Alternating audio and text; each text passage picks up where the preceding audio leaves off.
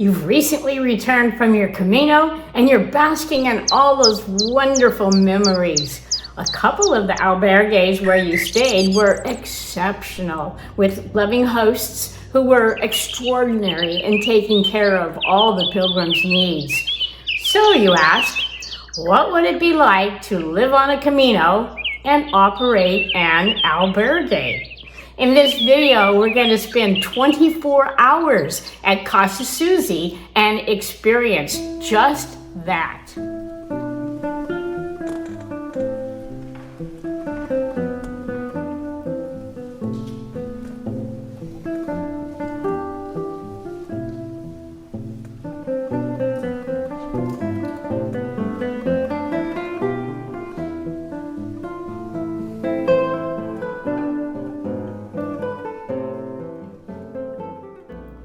There are numerous albergues on the Camino that are unique, delightful, and offer the pilgrim a truly fantastic rest after a long day of walking. I chose Casa Susi for this video for several reasons. It's on the Camino Frances at a popular end stage, only 171 kilometers or 106 miles from Santiago. The albergue, once a barn on a very large estate, has been lovingly restored by the owner with modern amenities while retaining the character of the historic building. The large property behind the albergue goes down to the river, where pilgrims can swim, dip their sore feet in the water, or just sit peacefully and listen to the water. The property also has numerous areas for relaxing, such as a gazebo complete with a hammock and swinging chair, an outdoor fire pit, patio with ample seating area, and an immense garden with fruits and vegetables just waiting to be picked and enjoyed by the pilgrims.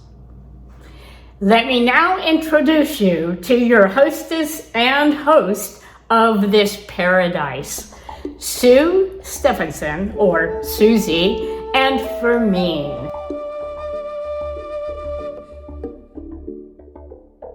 Susi comes to the Camino Frances via Sydney, Australia.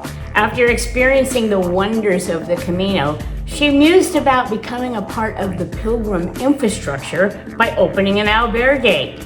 That dream came true when she found the old barn on the potentially grand property and began the extensive and very challenging task of restoration.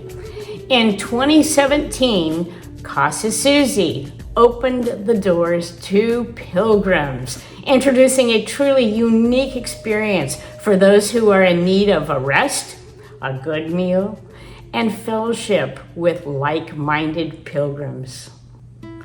Fermin, born and raised in Pamplona, Spain, happened upon Casa Susi and, recognizing not only the lovely albergue and grounds, but the lovely Susi, the personality behind the endeavor.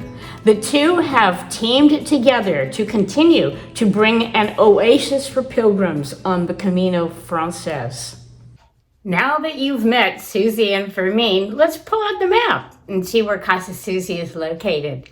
If you're walking the Camino Frances from Saint-Jean-Pied-de-Port, you would arrive in Trabadelo about 26 to 28 days into your Camino. It's about 34 miles west from Ponferrada, but about 58 miles before you get to Sarria. Okay, Susi, tell us, what do you do during your wonderful day as an albergue owner? Hello, Gigi's followers. I'm Susi from Casa Susi on the Camino Frances in Trabadelo. And we're just trying to give you an idea of what it's like in as the life of a hospitalero. So I'm going to explain what today's day was like, because we never know what the day's going to be. But today's day began just before 6 o'clock, when we could hear the pilgrims starting to stir. So the first ones were leaving probably at 6. It was about 10 to 6 when we started to hear alarms going off. So The albergue is downstairs and our home is one level above, but there's no installation, which means we get to hear on what's going on downstairs. So alarms were going off and people were rustling around, and so anyway, I snoozed for quite a period of time, and by the time the last pilgrim had left, I think it was probably about 8, they'd obviously helped themselves to breakfast, which we prepare overnight, and they go off their merry way. So about 9 o'clock, after I'd had my coffee, I went downstairs, and that involved clearing up from breakfast. So emptying the dishwasher from dinner last night. So the dishwasher had been on, and then I refilled the dishwasher. Checked that there was no belongings that had been left behind, made sure all the bags that were being shipped by the bag companies were in the right position for when the guys come in for the bags. And then just started to clear up. So removed the blankets that a couple of people had used last night. It's quite warm, but people are in very thin sleep sheets. So took the blankets, put them in the wash. Fermin is the other half of Casa Susi, for the people that don't know, and so his job is involves the bedroom area. So we've got 10 single beds. So every day he vacuums the floor and vacuums the beds, checks to make sure we haven't got any extra visitors like bed bugs. Very grateful that we don't have, but he does use a vaporizer just to make sure there's nothing there, and we're very vigilant about those things. So it takes him about an hour and a half to clean that space. And probably between that and then me doing the bathrooms and the entry, mine's about 2 hours more or less. And then we do some equal work in the entry when we're mopping and preparing. So by the time I finished this morning, it was about 11:30, and that was okay. But then we've got a big vegetable garden, so we cook dinner for the pilgrims every night, and a lot of the vegetables are coming from the garden at the moment. So I went down and picked a whole heap of beetroots today, checked anything else that needed picking.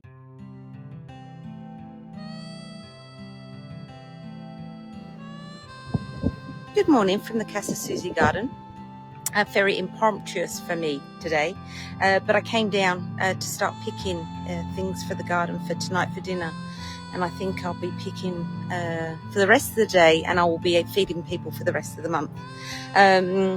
Padron peppers are here in full swing. Also regular peppers, capsicum, Italian peppers on this side. We've got shards, more lettuces down here, lots more shards. Multicoloured stemmed shards as well, which I use in our soups and in spanakopita.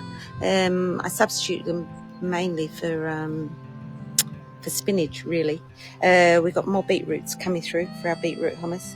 These are our onions over here, which I just come and pick daily from the garden as opposed to storing them. I do have to show you some of the sizes of them, which I will come over and do. Eggplants, lots and lots of eggplants down here. 1 second, Fermin. You can hear Fermin. He's shouting words of love. For an example, this is one of our onions. I'll put my hand next to it to give you an idea of the size of that onion. They're incredible. That will be picked. There's red and white and sweet onions in here. These are leeks ready for winter. And the cherry tomatoes I haven't even began to pick yet, but they're incredible. Look at these little vines here. Sensational. My marigolds that I plant from seed every year. The tomatoes, the little tomatoes, which I haven't picked today, and I won't be. I'll be sun drying in natural sun. I'm just waiting for a few days of hot weather to come back through, and then I'll pick them and put them in oil. Sweet potatoes, a lot of sweet potatoes through here, and pumpkins, parsley, sunflowers that are now feeding the birds. Beans are finished over there, but there's some carrots further down. Big pumpkin here. Big red cabbage. I've been picking cabbages this morning for our coleslaw as well. French beans over there, still picking a few in the next patch, which is over here. You can see tops of watermelon. Zucchinis over here as well, coming through on the next flush. Corn is finished, which is over there. And potatoes are in the last 2 beds down there, and I'm picking them as we need them. So I came down for a little pick, and this is what I've come back with. I'm going to weigh these tomatoes today because I can't even begin to imagine how much I've picked in weight. And below them is some cabbages and some zucchinis. Fruit trees, pears are still producing on this. First pear finished, second pear started, first apple finished, second apple started. Making apple crumble, pears in red wine. There's the rest of the garden. Anyway, I wanted to show it to you. And thank you all for following and liking our page, and for all the pilgrims that have stayed with us and the support of our friends and family. Bye.